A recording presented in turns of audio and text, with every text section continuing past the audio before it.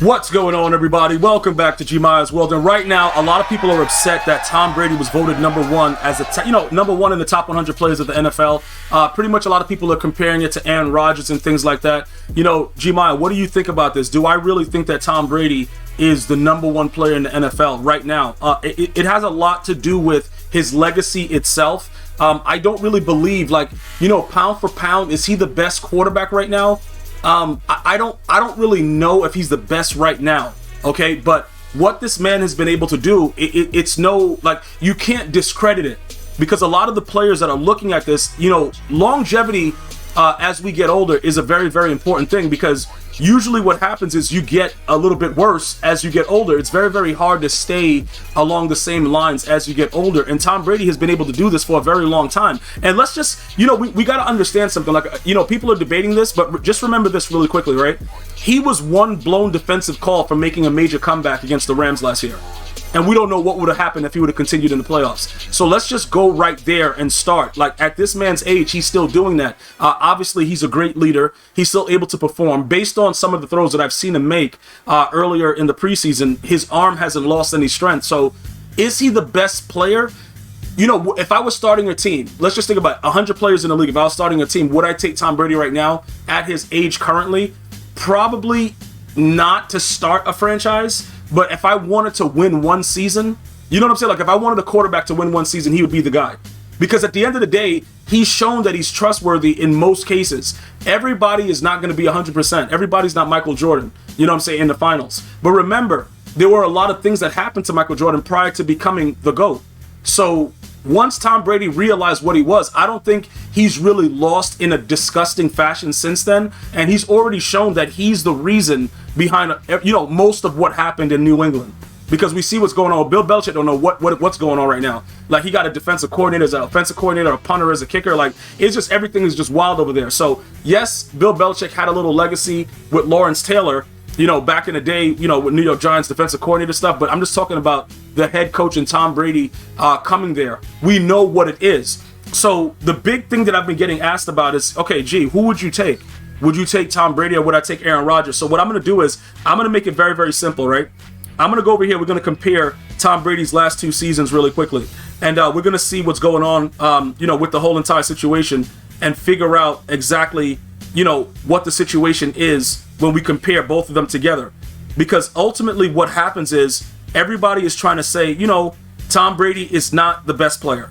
All right. Tom Brady's not the best player. It's obvious that Aaron Rodgers had better seasons over the last two. So we're going to take a look at what's going on with it right now and just try to evaluate, based on that, because Aaron Rodgers did win 2 MVPs. Okay. So in the last 2 seasons. So it's kind of all right, if he's the most valuable player twice, right? He didn't win anything. 2 years ago, the Bucs won. So Tom Brady won a Super Bowl, but this guy, Aaron Rodgers, was, an MVP, because that's what it is. It's the most valuable player for your team, and he was unbelievable. So let's take a look at the numbers, right? 66.7 completion. Tom Brady, over the last 2 seasons, 66.7% completion, 83 touchdowns, 24 interceptions. All right, that's just blanket. That's just the numbers. Aaron Rodgers, last 2 seasons, 69.8% completion, 85 touchdowns, 8 interceptions. Rodgers also won 2 MVPs in that time span. And then we take a look at what's going on right here with Aaron Rodgers. It's pretty wild. Now, when we just look at the numbers, right?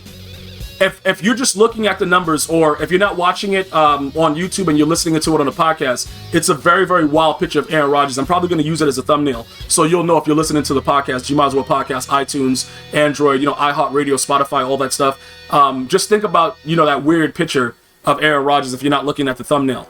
All right? So when you look at the numbers blatantly, obviously Aaron Rodgers is the more efficient and the more spectacular quarterback if you're just looking at the numbers. But this is what the numbers don't show.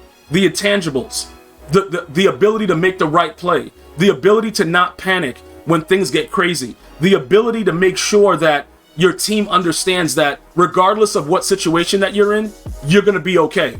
And what I mean by that is, I go back to the last playoff game against the Rams. They were down big. And if you look at Tom Brady and what he's doing on the sidelines, yes, sometimes he might pant and go wild and whatever. He's telling his team, we got this.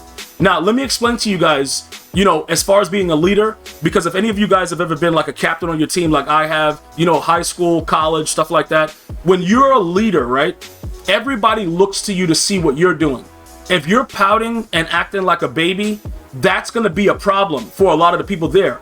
As bad as it is, you always have to show confidence, because as soon as you show weakness, it gets really bad. Now, one of the flaws that I think that the league has with Aaron Rodgers and why they would vote Tom Brady, you know, number one, is because of that leadership intangible. Because I understand, like, if you just look at the numbers, I can't argue with you guys. A lot of Green Bay Packer fans are like, yo, gee, this is bad. I can't believe that. Some Rams fans are like, you know what about Aaron Donald? I understand all that. Like, look, I can't compare a quarterback to a defensive tackle. And just in my opinion, Lawrence Taylor is the greatest pass rusher of all time. I'm not going to say the greatest defensive player, because Deion Sanders is up there to me with what he was able to, like, dude, Deion Sanders was unbelievable. I've never seen a corner play like that in my life.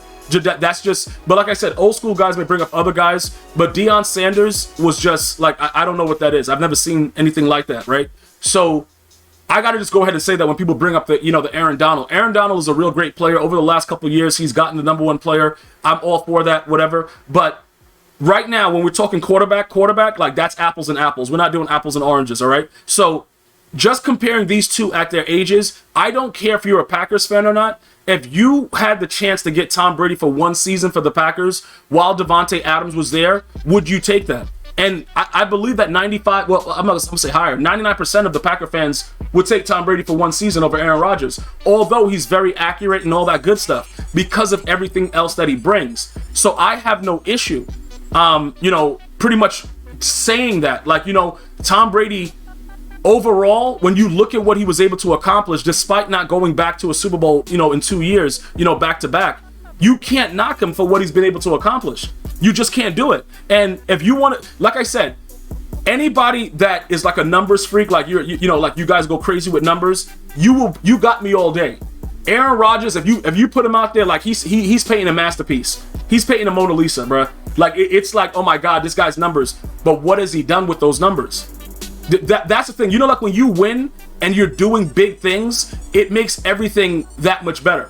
Like when Michael Jordan was winning in the finals, he was closing games. We still remember that Utah closer when he actually pushed off Byron Russell. He did push him off. All you Jordan fans, you guys know, he pushed off. But he was scoring big. He was doing things and winning, you know, MVPs of the finals and winning the championships. Aaron Rodgers is just painting half of a portrait, because he's not finishing anything. Even when he was the #1 seed, he got upset. He lost. Like, he's not doing it. And I think that people, the league is evaluating. Like, the players are not so, you know, caught up in the numbers that they're like, yo, he's better than Tom Brady. And I think that this was a huge change, because I thought it was going to be Aaron Donald again. I was like, yo, this is Aaron Donald, no question. It's Aaron Donald. And, you know, it turned out to be, you know, Tom Brady. So in my humble opinion, I do believe that this was correct.